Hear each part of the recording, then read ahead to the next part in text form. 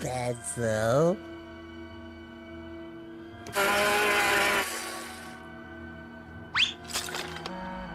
Hey guys, Raf here from the Endgame Investor, and today we're going to talk about inverted yield curves. First of all, I'd like to seriously thank everyone who has signed up to my Endgame Investor service. You can get a free trial with the link in the description below. Things are getting rough and wacky. We're going to have $100 moves in gold just like we had this week, but in the other direction at some point soon.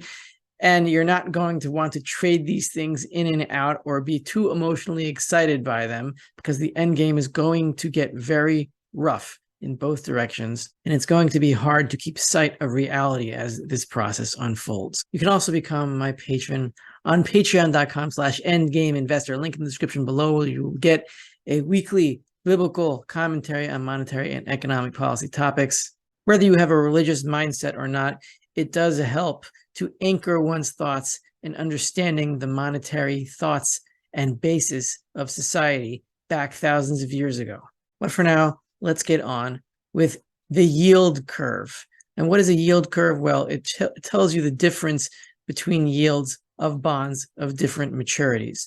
Now, really, when you loan someone money for a longer period of time, you should be collecting higher interest rates than if you loan money to somebody for a shorter period of time, because the chances of default are greater.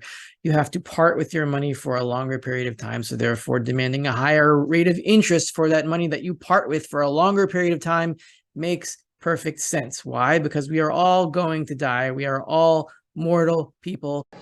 We are going to die. Nobody is a god. Are you a god?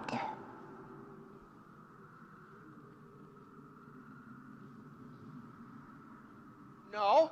And because we have finite amount of time on this planet, it makes sense to demand more compensation for parting with your funds for a longer period of time. Now, in the crazy funhouse mirror central bank manipulated world that we all live in, everything is flipped inside out. Everyone has an inverted belly button of finance.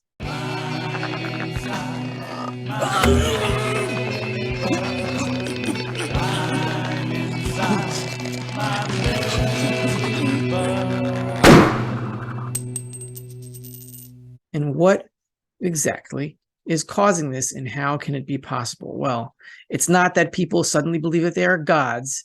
It's people are acting rationally, understanding that central banks are going to act in a certain way. And we will get into that in a minute. First of all, I wanted to show this chart, which you've probably seen before. This is the federal funds effective rate going back to 1954, July 1st, 1954, reported monthly.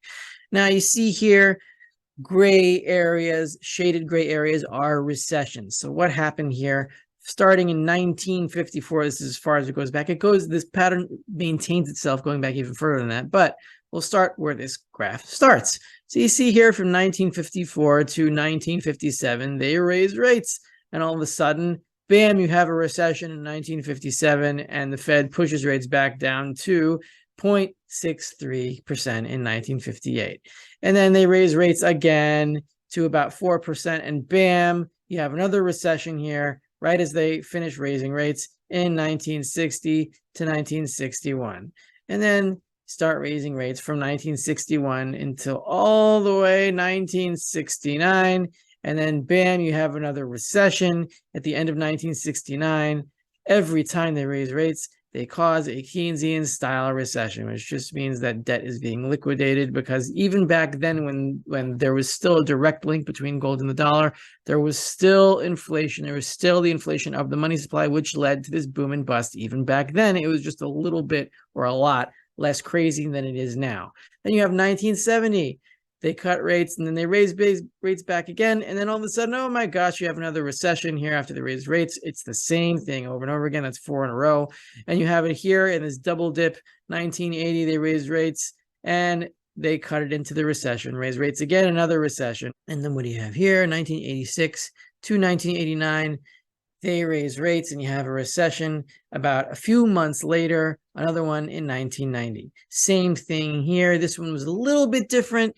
The only difference in the 1990s is that in the mid-1990s, the internet started to become popular, which made globalization and trade a lot easier, which cheapened the prices of goods and services significantly, even in the face of monetary inflation of the 1990s, which was so prevalent under the Clinton administration.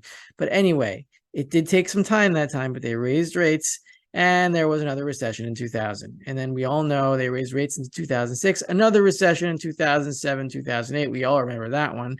And here we go again. They raised rates, and bam, we have another recession in 2020. You could blame it on the lockdowns, but there was a financial calamity here called the Repocalypse, when repo rates rose to 10% and threatened to destroy the entire banking system overnight. And they had to print a bunch of money way before, a few months before the actual lockdowns, when the whole world was put under house arrest for scientific reasons.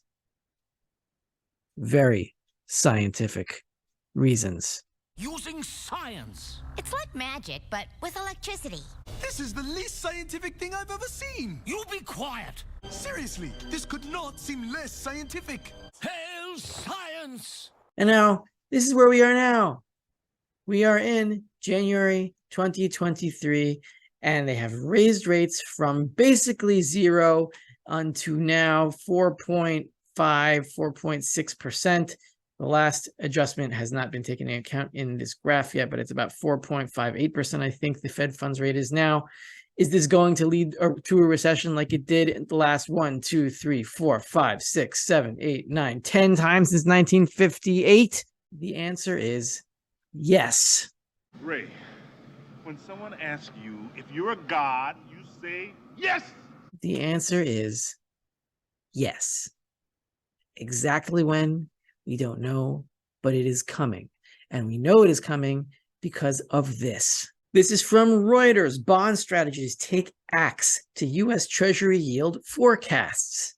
Bengaluru. I don't even know where that is. Cincinnati, maybe?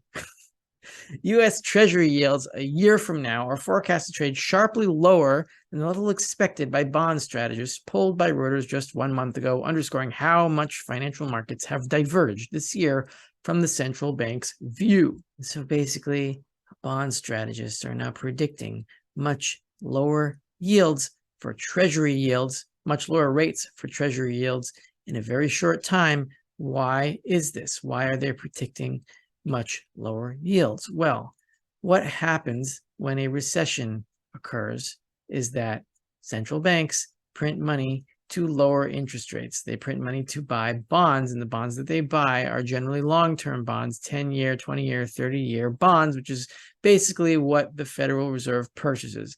And when they purchase those bonds, the prices of those bonds go up and the yields on those bonds go down. This is what bond strategists are now expecting. In other words, they are expecting the Fed to do their pivot. Exactly when? We do not know, but the fact that the Treasury yield curve is inverted now means that Treasury traders are expecting it very soon. Let's take a look at this chart. This is 30-year rates minus 3-month rates. If the difference between 30-year rates and 3-month rates is below zero, that means the price of lending money for 30 years is cheaper than the price of lending money for 3 months. What does that suggest? It suggests that within 3 months, the rate on the 30-year bond is expected to go much, much lower. You have here this red line. This is the zero line. At this point, when this is crossed, when the spread here, when this little black line goes below this red line, that means that 3-month rates are higher than 30-year rates. Or in other words, within 3 months, 30-year rates are going to go much lower, which suggests that the pivot is going to happen within the next 3 months. Could these bond traders be wrong, and could they be rolling positions? It could be 4, 5, 6 months. Yes, that could happen. But traders are now lining themselves up to predict that within 3 months, the Fed is going to pivot.